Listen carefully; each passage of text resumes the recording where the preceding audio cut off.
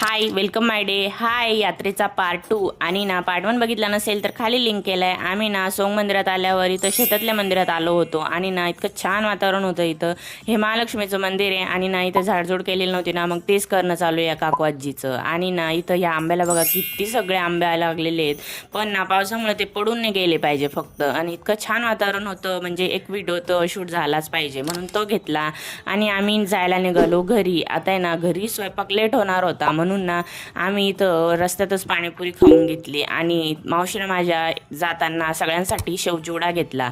आता जत्रेत आलं आणि शेवचिवडा घेतला नाही हे तर कधी होणारच नाही, म्हणून सगळ्यांसाठी शेवचिवडा घेतला आणि घरी जायला निघालो तर आम्हाला ही मम्मीची शाळा दिसली. आता हे मम्मीची शाळेचा व्हिडिओ घेणं हेच कारण आहे, कारण इथं माझ्या एंगेजमेंटचं शूट झालेलं आहे त्या झाडाखाली. आता घरी आलो आणि मस्त सगळे जेवायला बसले होते. मग काय आम्ही पण सगळ्यांसोबत जेवायला बसलो आणि मस्त पुरणपोळीचं आयतं ताट भेटणं म्हणजे खूप मोठं सुख आहे, हो की नाही. आमच्या मामी तर सुगरण आहे, खूप टेस्टी जेवण बनवलं होतं. नंतर कुठे गेलो होतो ते उद्याच्या ब्लॉगमध्ये